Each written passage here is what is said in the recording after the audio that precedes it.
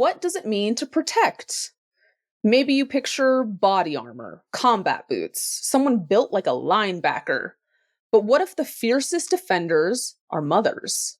Stocking pantries, reading body language, teaching toddlers when to speak and when to run, and quietly building businesses meant to weather anything. In this episode, I'm joined by Amber Landry, nurse, self-reliance educator, and modern-day mama bear who's redefining what it means to feel safe in a world full of noise. Because real preparedness doesn't start with panic, it starts with presence, leads to peace, the kind of clarity that powers businesses, homes, and legacies. Please hit subscribe. Let's stay ready. It's time to remember what you're made of. Enjoy. Welcome to the Dean's List, engaging conversations at the intersection of entrepreneurship, artistic expression, and holistic health. Experience wellness in full color, where fashion, beauty, and art blend with body, mind, and soul. Embark on a journey that dresses your aspirations in style, paints your life with beauty, and sculpts your well-being in every dimension. This is the Dean's List, where inspiration is always in session. Welcome to the Dean's List, where we grow bold ideas, cultivate resilience, and water the seeds of wellness.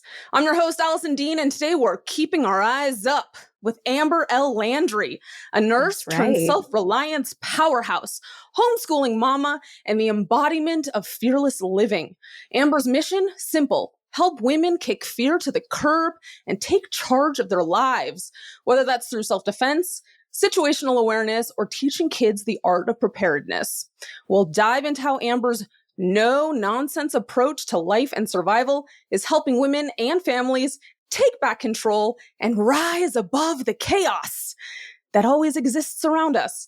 All right, so buckle up, Buttercup. This conversation is going to be as practical as it is empowering. Hi, Amber. So happy you're here. Hi. I'm ready to roll. Like, that pep talk got me going. I was ready to throw out some amens. I'm here for it. Amen. I'll take one. That's fine. I like it. All right. I think the best way to just dive into this whole thing is what inspired, like, the passion that you have for self-reliance and empowerment. How did it begin? I honestly didn't realize there was such a lack of it in the world. I grew up in a very small town, and that's the mindset I was surrounded by. I think South Louisianians are very resilient. We grow up with natural disasters. The climate can be difficult, and you're just resilient by nature. And then my family was very preparedness minded, not in an extreme sort of way. That's how we lived our life. And it made anything we wanted to do more approachable, because we knew that it was figure outable, right? And we would be able to ascertain what our vulnerabilities would be within whatever this new venture we were going on was, and then we would account for them. That's just the way we saw life. That's how my parents taught us to see and discern life. And it wasn't until I got to college that I realized there's a bit of a lack of this in the general population. So that's where I actually formulated the term designated defender. I became the designated defenders of my sorority sisters. I felt like, whether they knew it or not, I was there to protect them. I had a bachelor's in nursing. Right. And so I did a lot of holistic health education online. It was just a passion project where I got to blog and be part of community once I stayed home and had my first baby. And then when COVID hit, the marker of all brilliance was the year 2020, I do believe. I saw it even more profoundly, and even more so, it became a major effect in people's ability to live the quality of life that they had previously lived. Yeah. And so it felt like there was a gap that existed that I was able to step into and empower and educate families, especially women, to show them there were so many things outside of our control in that time, right? unprecedented became the word to define all things, but we needed to focus on what we could control. And Yes. so I was able to stand in that gap and try to draw, especially women. That's who I resonate with because I am a woman, to draw women back to that reality of this is unprecedented, but what can we do in the midst of this? I think that's maybe around the time that I found you. I feel like it was. And I feel like you were such a pillar of like, damn, she's badass. Like, how do I like do That's how really do I do nice. that? Well, I mean, because you kind of just make it look so effortless. Like, yeah, okay, I'm packing some stuff and, but I'm also like a super organizer and everything has labels and you're just like balancing it in such a beautiful way. And I was like, all right, hopefully I'm going to learn something from this person. So that was a quick follow, but it's true. You're the first that I really saw. And you're right. I do feel like there was a gap that needed to be filled. So you saw that for yourself. And do you think that's when you were like, I can turn this into a thing? Like I can. I don't Because think it's become a I thing. envisioned it becoming a big thing. I had probably about 5,000 followers at the time where I was Okay. talking about holistic health. I would educate on essential oils. I would talk about recipes and motherhood. Like that's Yep. what I did. And within about 3 to 4 months, I believe I had like 40,000 followers. So it really did catapult at that time. I wasn't even talking about self-defense really when I started. I was Right. more like, you're panicking that vitamin C is out of stock. Yeah. Let's talk about food-based sources of vitamin C. Instead of all the toilet paper, maybe we can grab a few kiwis and oranges when we're at the store. Do you know what I mean? Like just Yes. really trying to remind people, hey, you have power. Okay, the response time of local first responders is delayed. Okay, what are you scared of? Are you scared of your child severing an artery and bleeding out before somebody can get there? Horrible thought, right? But like, where is your fear coming from? Because the things we fear aren't what we fear. We have to follow that thread back and understand what is the exact precise place of that fear. Yeah. And then let's talk about what you can do here. Because I can link you to a $28 tourniquet. And then I'll teach you how to use it in about 5 minutes because my 7-year-old can use it. That would be an awful experience for anybody to have to go through, right? But the fear of being helpless can now be laid to rest.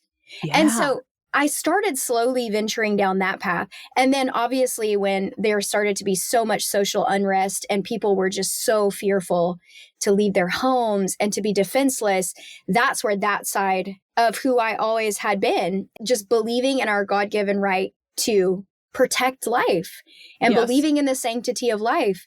That's where I started talking about we can be a modern mom and still carry whatever tools we want. Like, is that pepper spray? Do you know how to use your pepper spray? Is it still in the plastic packaging? Do you know even how to utilize the functioning of it? Or is it a firearm? You know what I mean? Like you're capable of whatever you want to choose, but let's stop living in the fear and instead move towards the empowerment by choosing to take action. Yeah. Yeah. That was beautifully said. Because I definitely recall, I think when I first found you, it was a lot of the motherhood, more stuff. I was seeing the other side of stuff because you were doing like collabs, maybe. I was getting like the little pings of like, oh, she does that too, like that kind of stuff. Anyway, and then it all kind of came into your universe. Talk a little bit about the difference between self-defense, the way a lot of people view self-defense, and then your approach to that. So I think people view self-defense as violence, like straight to violence. A lot of people feel completely incapable. It's just a place in their mind that they don't want to go. My first step in self-defense for anybody is always your situational awareness. Like my goal for everyone is to never have to get into a fight.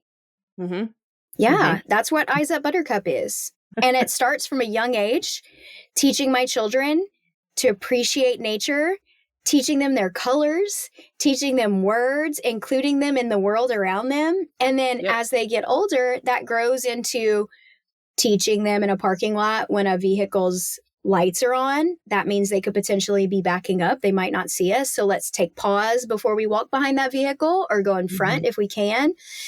It transitions into that, right? Or someone's emotions. Like, did you notice that the cashier seemed really anxious today? Maybe in that moment, we could have offered her some words of encouragement, told her she looked nice that day, or used her name, made eye contact, something. And hopefully my children would see that. And then when we got to a space where we could talk about it privately, I could mention, did you guys notice anything about that cashier today? How do you think she was feeling? Have them kind of fill in the gaps and recognize like, oh, she was anxious. And then that helps them to understand emotions so that if they're ever in a predicament where somebody is expressing signs that they could potentially become violent, they're able to exit that situation. And on the other hand, if they're in a situation where somebody's showing signs of extreme sadness or depression, they can interject themselves into that person's life to be compassionate and loving. So violence to me, or defense, is not violence. Defense is seeing humanity and being a part of humanity. But valuing the sanctity of life enough that you step in and intervene when you have to, whether that is showing compassion or defending life. Yeah, well said. My 4.5-year-old, she started jujitsu, which is very funny, right? And it's interesting because even her teacher, the art of it is not because you want to hurt someone, it's to understand how to move your body to get out of certain situations if you need to.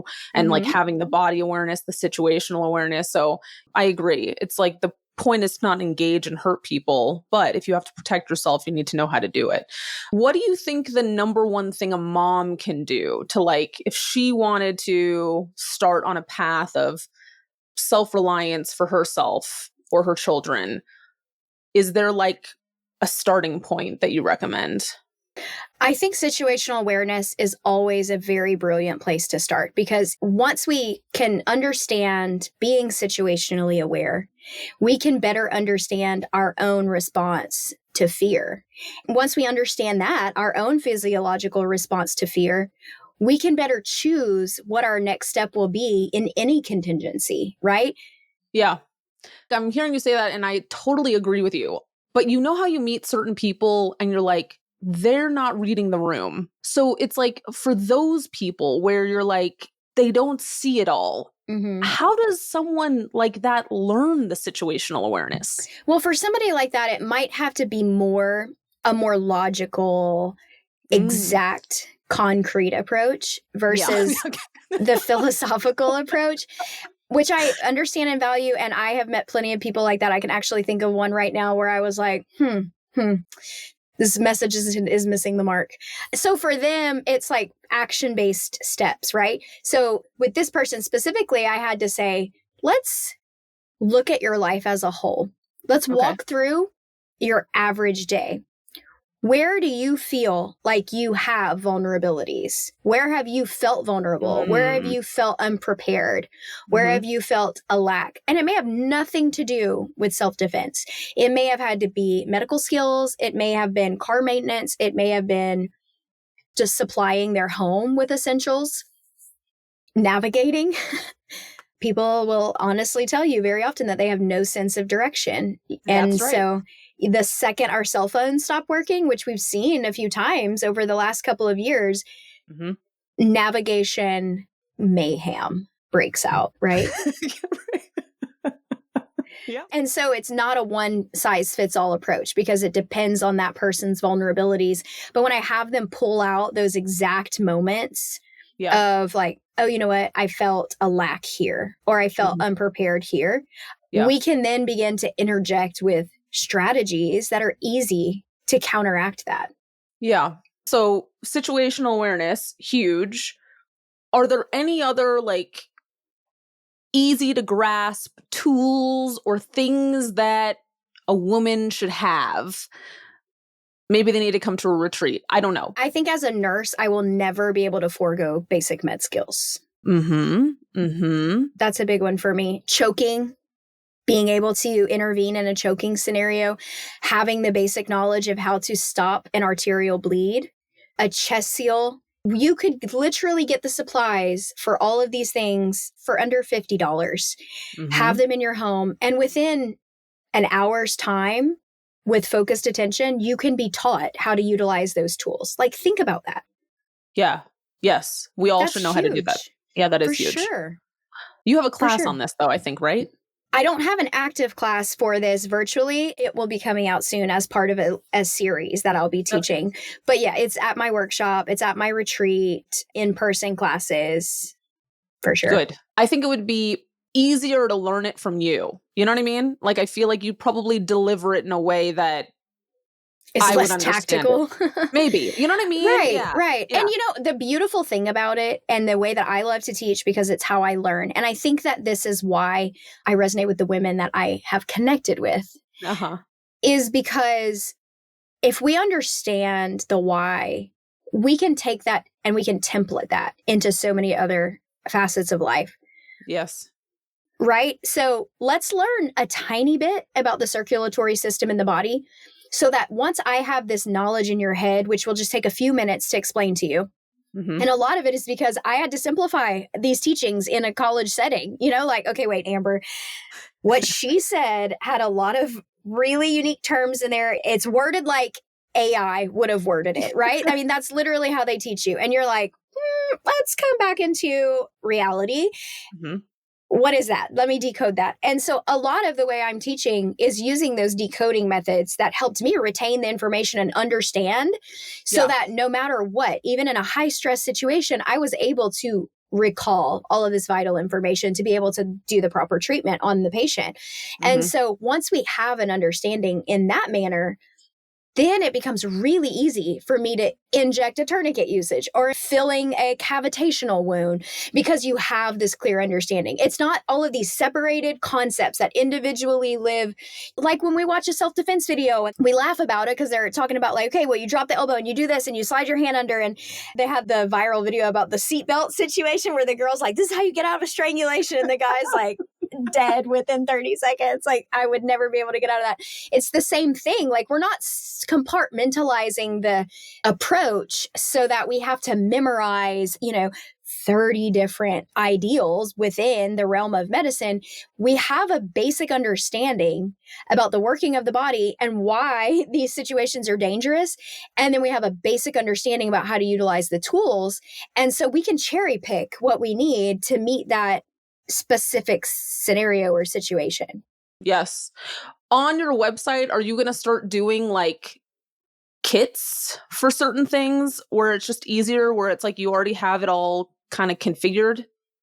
Maybe one day. I mean, especially now with the whole tariff situation and trying to figure out what companies produce supplies in the United States and who produces internationally, it gets tricky. And then also you want people to get the best prices available to them too. You know what I mean? So when you become a middleman, it's not always the best case scenario. True.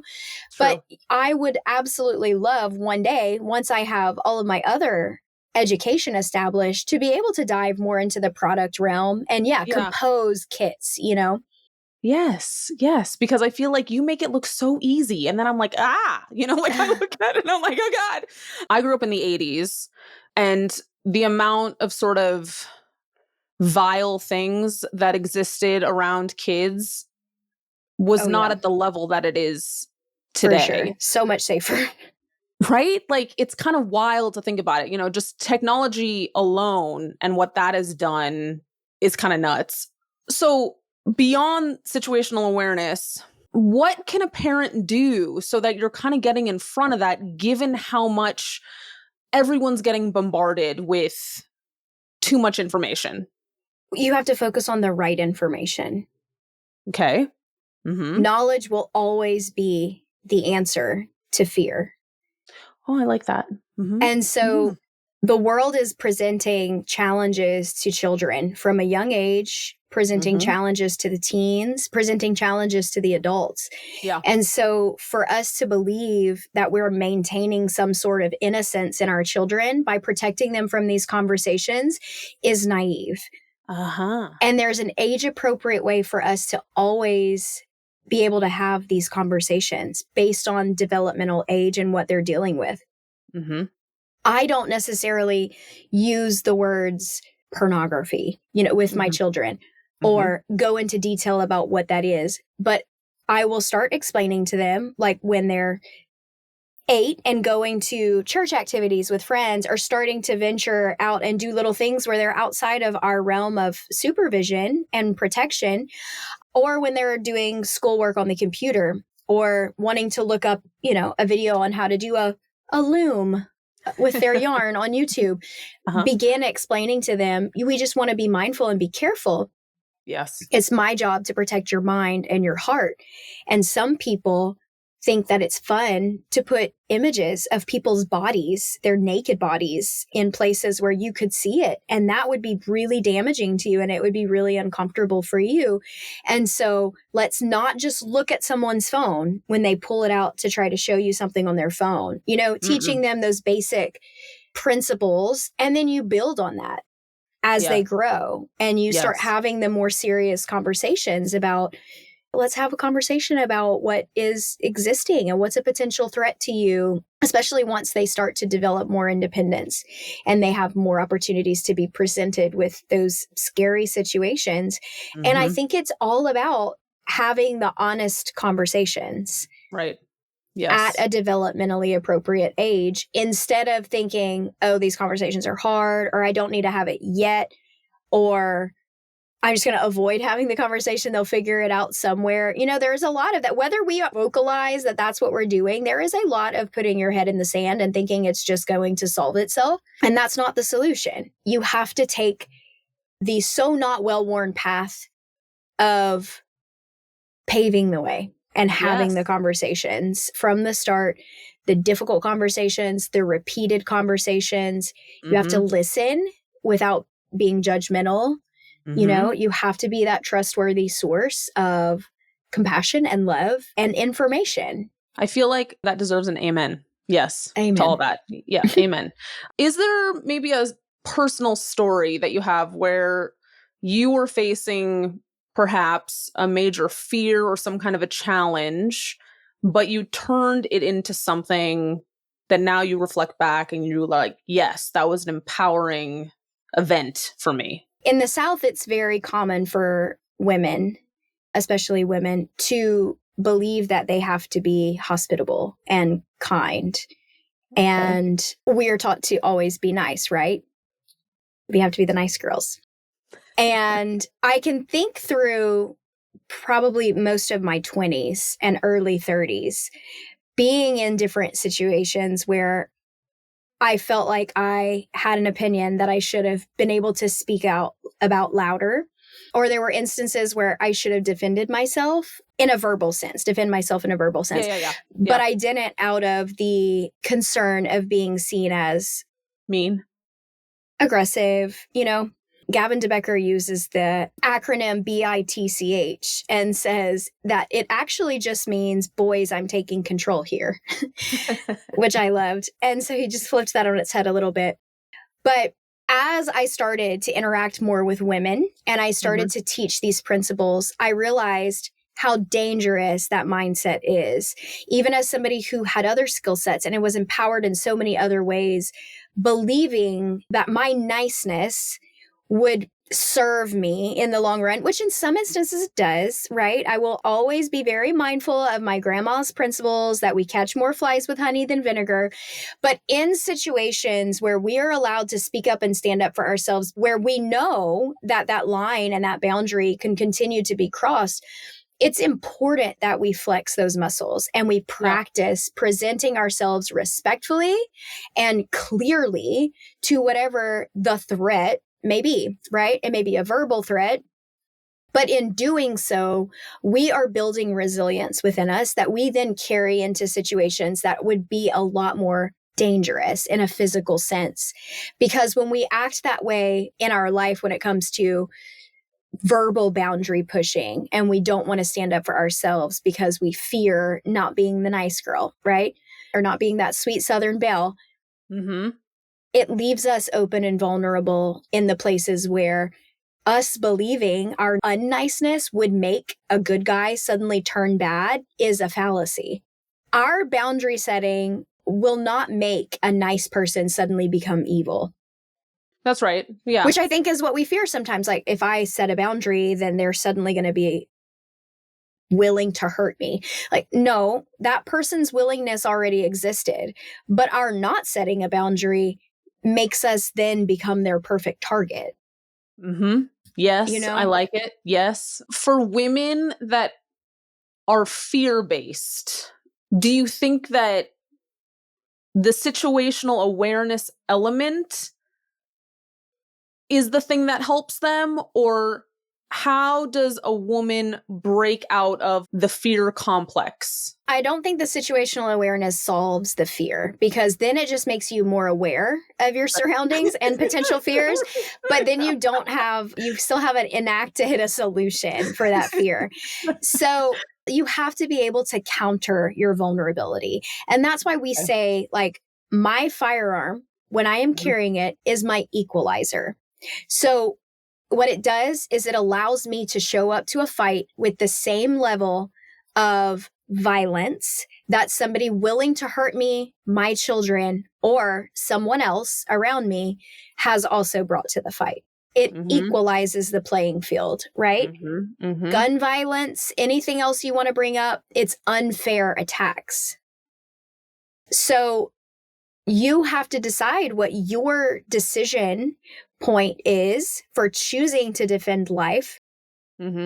And then you also have to decide what resources and tools you feel comfortable with, or you're even legally able to have with you, right? Right. It may be something as simple as a self-defense key that you put on your keychain that you can carry between your fingers as you're walking to a vehicle.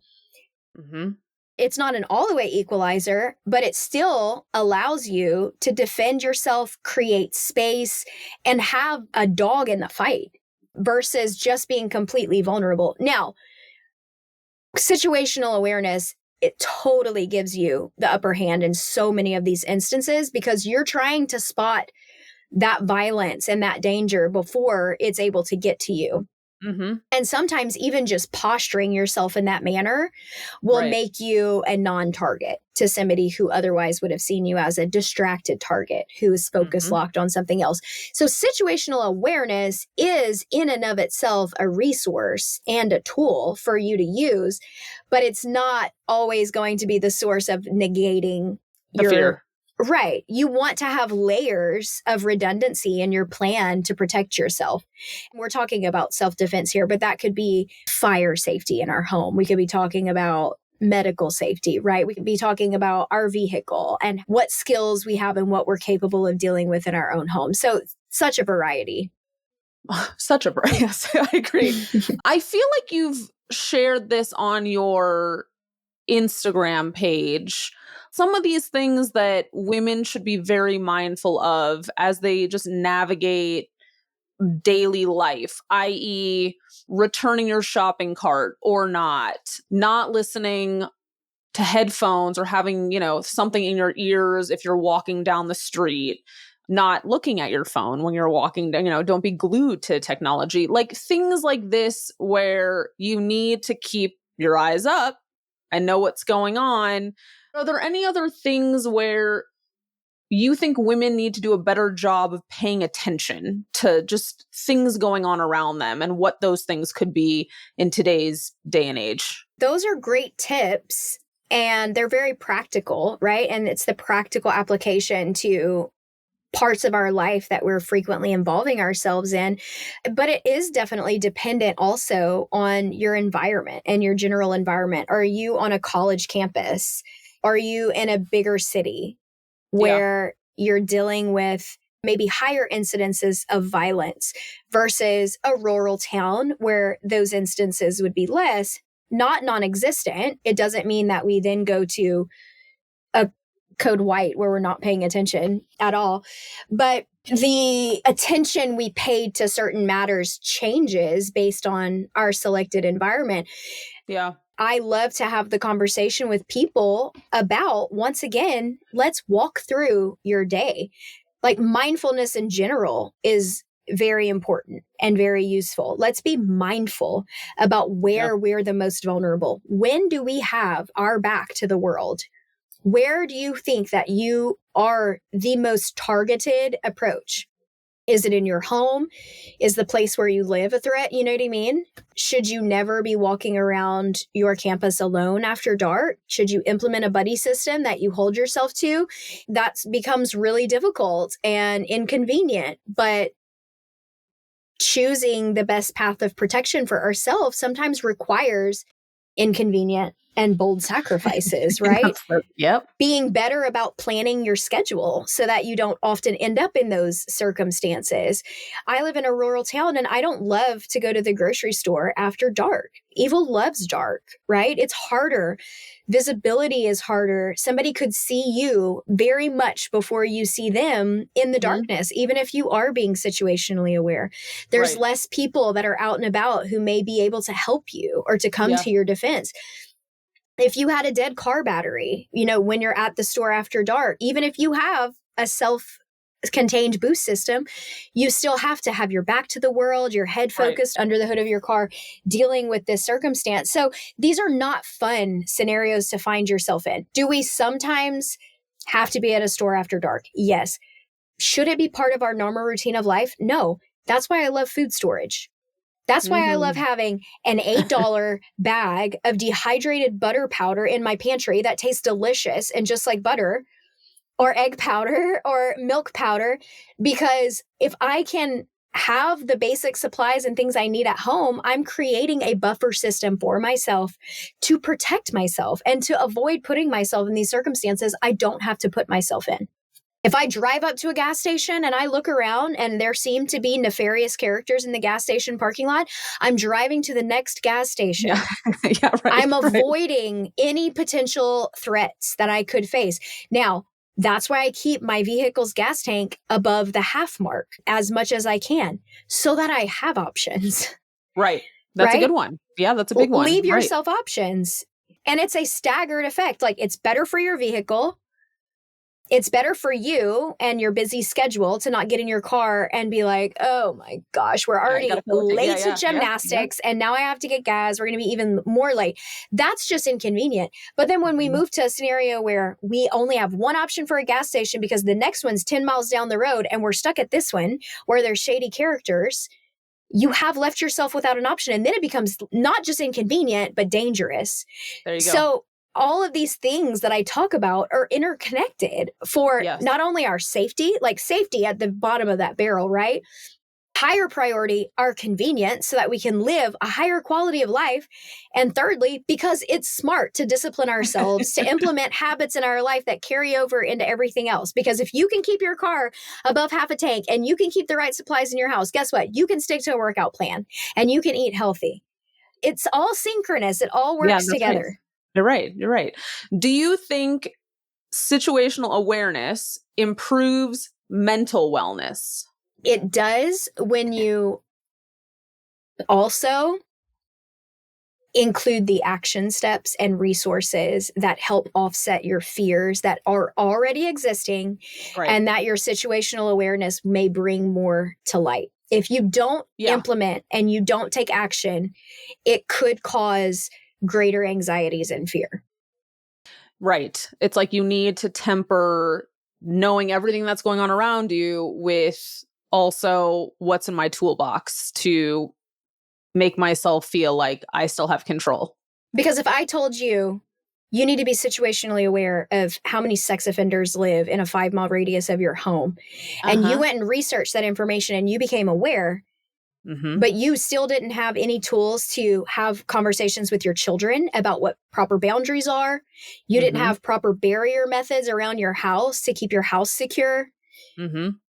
You would now be more aware of the predators in your area, but you wouldn't have any action steps or tools, and that would make you more fearful.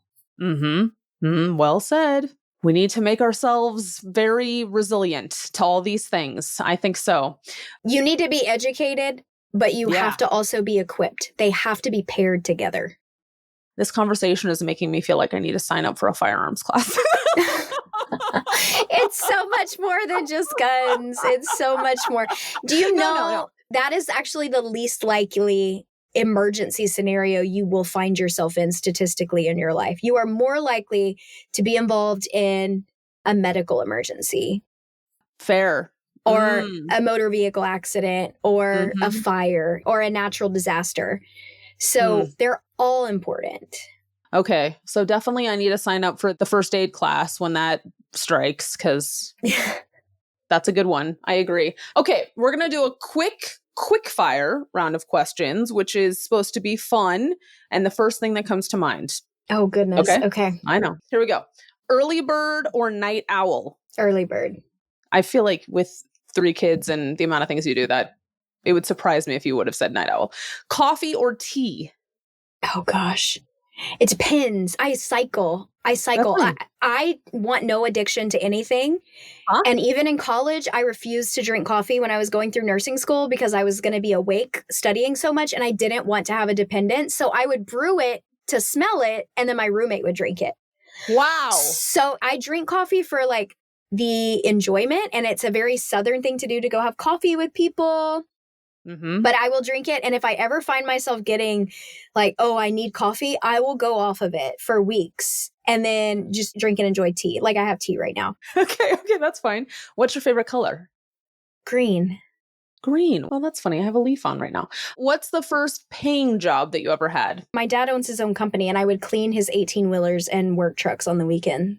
You were like already getting into the thick of it from a young age. I love it. Okay.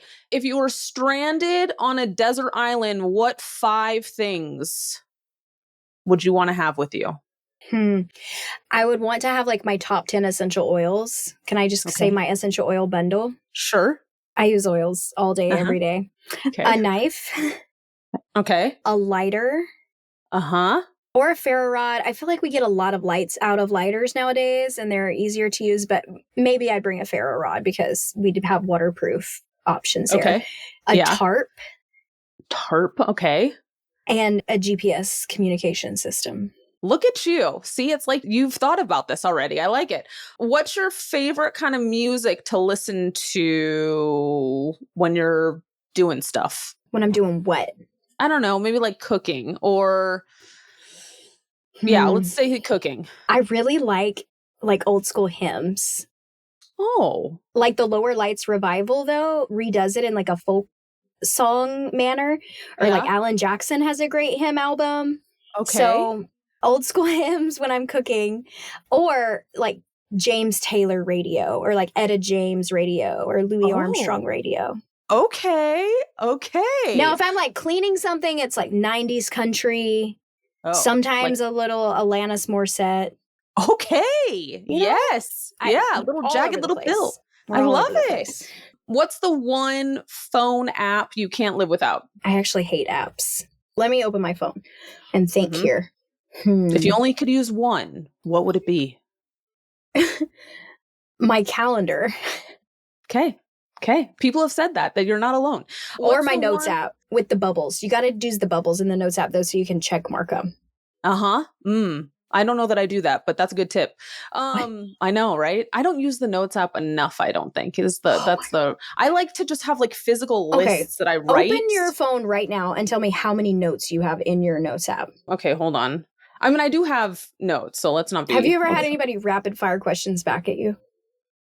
Like once, I think. Okay, so it says all iCloud. I've got 22. Not that many. Okay, so I have 2,219.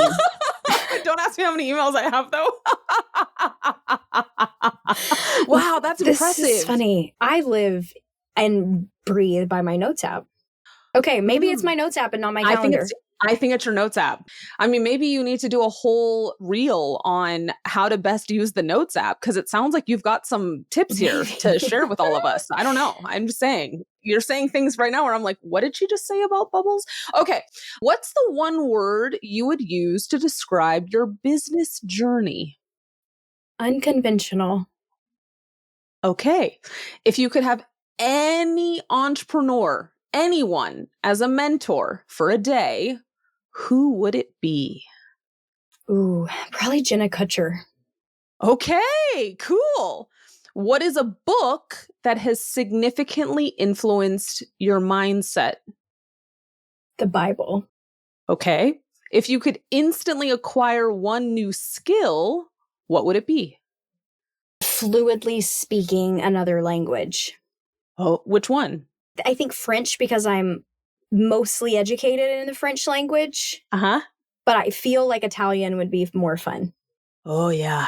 But I Yeah. also feel like Spanish would be more useful in America and society. My French teacher said that once you know French, you basically know Spanish and Italian's pretty soon to follow. I So, I have noticed that my children are learning Spanish, but I got on Duolingo and French just to kind of quiz myself, and yeah. I took French for like 6 or 7 years in school, but it was Cajun French, which Oh, is a cool. version of it. I am very surprised by how much I still know. It has been a confidence booster because it will just start spurting things out. And I'm like, oh, yeah, that's a school. Oh, yeah, that's a check. Oh, yeah, that's a grocery store. Oh, that's a man. That's a woman. That's a husband. That's a wife. I'm remembering the things I didn't even know I remembered. So good to know. It's nice when it's like the muscle memory stuff is Mm-hmm. still there and it really does surprise you. You're like, what? Right. I mean, I do think too, when you travel to a certain place, so even though you're not conversational all the time with a language, I think once you're Mm-hmm. like there too, then it really comes flooding back because you're like, oh, this 1,000%. is all familiar, you know? I was in Poland for a week and I came home just speaking the things I needed to speak. And that was 7 days, you know? Wow. Immersion Okay. is a real thing. I want to go to Poland. Okay. If you could time travel to any period in history, which era would you visit? Oh, man. I want to say the 1920s. Uh huh. I just feel like there was so much resilience built there. But also, on the other hand, I don't feel like we would want to live through it. But then I also feel like there'd be so many great lessons gleaned. The 20s were great because women were like proving themselves. They had just made it through a war. Right. They were making it through a war. 1920s is when women were given the right to vote. So much was happening then and there that was really building the resilience in our country and in our gender in general. And they still dressed really well. They had great modesty and personal standards. You know, the men brushed their hair. So Yeah. I And just wear hats. I feel like Mhm. it'd be a great moment to just spend some time in. I like it. Okay. And if you weren't doing what you're doing, all the Amber L things, what else might you be doing? I think I would exclusively be a food blogger or I'd have my own cooking show. Okay. I mean, I can see that happening at some stage. I just find myself always gravitating towards that cooking. I cook a hot breakfast for my kids every morning and I cook meals. Like all of our meals are cooked, you know, unless we eat out, which is on occasion. It's not even once a week or so. So I Mhm. feel like now that I've had conversations with other people outside of Louisiana that I realize I cook more than the average person. And the South has a very beautiful culture of food. And a lot of my cooking comes from skills inherited from my dad, who inherited it from his mom, who was a full Cajun speaking, English as a second language, Wow. pure Cajun. So it's great recipes. It's really great traditions. I cook a lot of the things we grow or we've hunted and harvested. So Hmm. I feel like I have a lot of fun doing that. Do you hunt? You hunt too. I do, yeah. She does it all. She does it all. Okay. Not, except speak fluid French. Well, I don't know. It sounds like that could be happening like imminently, though. It's like it's all flooding back to you. I feel like it's possible. Okay, a few more questions. What is a memorable story from one of your classes, retreats, where someone used what they learned in a real life situation and you heard about it and you were like, whoa? I've had a lot of conversations in the last 2 weeks because I'm gathering stories for a course I'm creating, and I feel like they're all swirling in my head. Um, it was somebody who taught their child some basic medical skills and they were on a canoeing trip and something had happened and I can't remember the exact situation, but her daughter utilized the medical skills and they just felt so equipped and empowered and they were so excited. I did teach actually a women's self-defense course in August. Yeah. And literally the next week, one of the women had gone to California and was harassed by somebody, a homeless person on the street, and was able to like set boundaries. And of course they were terrified, but they didn't like try to de-escalate the person. They just got out of Dodge. And so they reached out pretty quickly and they were like, oh my gosh, I went to your course thinking like, oh, this isn't going to happen to me. And then I had to remember like, put my arm out, say stop, and then get out of there as soon as I could. So Yeah. there's been so many examples. I have a notes section of my phone called love letters where I copy and paste like messages into there just to save Good. them. I look forward to creating that for myself, Amber. Yeah. Yeah, We, we'll we get you hope to 23 notes. yeah, let's hope so. All right.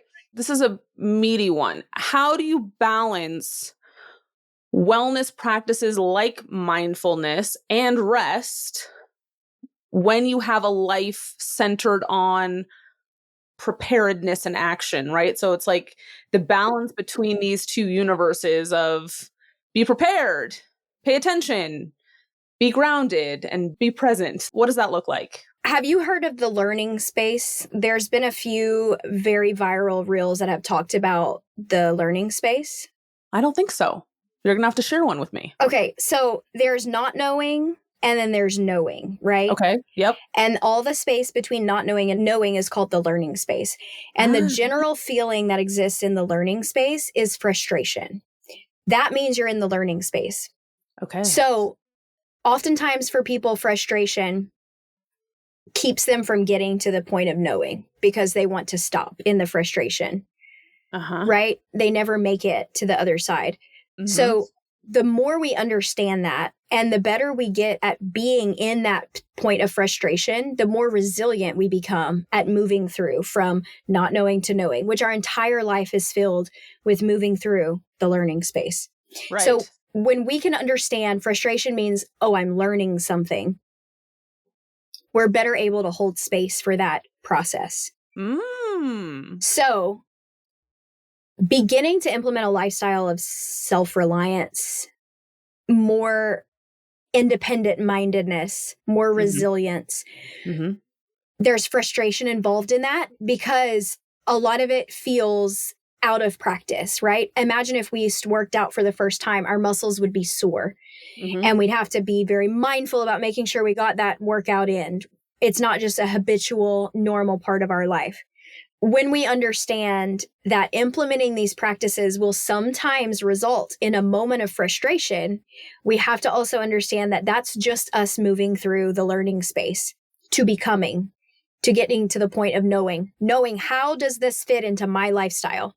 How does this fit into how I'm living my life, where I want to go next? It becomes more habitual. It becomes second nature. Once these practices, you've moved through that learning space, you've moved through that frustration, and you've been able to sit with it long enough that it now is a more innate thing. It's a more second nature, organic part of your life. Once it becomes an organic part of your life, it's so much easier to balance. You start to be able to equate getting a good night's sleep leaves me clearer headed. And if I'm clearer headed, then I'm better able to navigate my surroundings with less anxiety and more efficiency.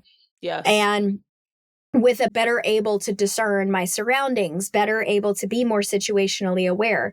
So that was a very long-winded response but you painted a lovely picture with that. And I agree. I mean, I think they both can live together.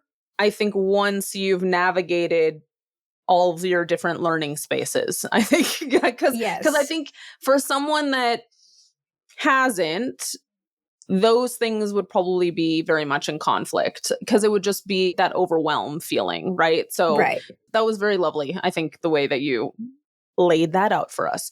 What does wellness mean to you? Wellness means being mindful enough to take the action steps to make the right decisions for you as a person, spiritually, physically, nutritionally, mentally, emotionally, and working in a manner that allows all aspects of that part of your person to be in sync. And what are your daily wellness non-negotiables? I start every day with time in scripture and prayer, being mindful, journaling, focusing on gratitude, focusing on my goals for the day. All of that is all intertwined. That is just a habitual part of how I start every day. And then moving my body in some manner, whether that's working out or doing a weighted walk or doing, some sort of sports activity with the kids. taking supplements. So I have daily supplements that I take, myself and the kids, and then feeding my body well with food, whole foods, and properly hydrating. Yes. And getting enough sleep is also pretty non-negotiable. Oh, yeah. Sleep. Getting outside, getting in the sun, getting in the grass, seeing family. Yes, all of these. That's lovely. Okay. As the world continues to shift, how do you see self-reliance evolving for all of us in the next 5 to 10 years? I think as we see people and society become more dependent on AI and more dependent on technology, people are going to see much more heightened anxieties and mental disorders and the inability to cope, the inability to be resilient in a physical manner, the inability to work through the learning space, right? Nobody wants to be frustrated anymore. They want all of the answers at their fingertips. And we were never meant to be able to carry that much information. That's an information overload, and that has huge ramifications on our mental health. Yeah. So I think as we move more into this, which is unavoidable at this point in how technology is evolving in our society, we will see a deeper chasm of people who are choosing to detach themselves from so much dependence and who are choosing more wholesome avenues of life. We saw in 2020, like people going back to baking bread. You know what I mean? Like they were trying to find ways to cope. They were at home. They needed something to do. And we saw definitely more of a traditional shift in certain regards with people. So we will see more mindfulness in part of the population, and then we will see more total dependence and giving in to the inability to think for yourself. Yeah. Okay. That sounds like a party. So curious how you built such a loyal and supportive community. Like, what do you think the key has been to creating the connection, trust for all these people that follow you? Definitely consistency and imparting value, right? I mean, people love to be entertained, but entertainment comes and goes. So staying honest and true to who you are and remaining humble in your approach to wanting to serve and educate and just listening to people, listening to their feedback. And then obviously sometimes we create from our own inspiration or from things that we've learned along the way. But oftentimes creation based on feedback that we get from others is vital and very helpful and shareable and really brings new people in. Right. Yes. Okay. What advice would you give to someone who wants to like turn their passion into a business? You have to take yourself seriously, but have fun, right? So, I mean, you want to have fun along the way, but don't get stuck in the like, this is just a hobby mindset, because you have to be able to take yourself seriously. And if you are creating, you are putting your efforts forth, you are being consistent, and you're approaching it from that manner, it deserves to be treated with respect as a true business, right? Regardless of the income it produces or the following it has. It being classified as a business or work has everything to do with the way that you view it and the way you're approaching it, not with what necessarily is coming in. Yeah. Are there any mistakes or hurdles in building what you've created that you'd go back and do different? I think I would have trusted myself more in the beginning that I could create and that people would want to consume what I created instead of just sitting on ideas and letting them simmer, right? Instead of just moving forward with putting it out there. Like the return on something, it is important, but it's less important than your belief in the actual work. Yes. Yes. How would you like to punctuate our conversation today? Is there anything that we didn't talk about that you were hoping we would? I don't think so. I think you did a great job. Okay, that's good. So can you tell everyone how they find you? Sure. So I'm most active on Instagram, which is ms.amber.elle. So miss.amber.l. You can also go to my website, which is amber-elle.com. Yep. And there's contact forms there. You can contact me on Instagram, but those are the two best places. Fabulous. Everyone, I encourage you, male or female, to check out what she's got going on. Good tips all around. Good tips all the time. Amber, thank you so much for being on the Dean's List. Of course. Thank you for having me. And thank you all for tuning into this episode of the Dean's List. Be sure to subscribe on your favorite platform to stay updated and follow us on Instagram at official_Dean's List and YouTube at It's Official Dean's List. I'm your host, Alison Dean. Until next time.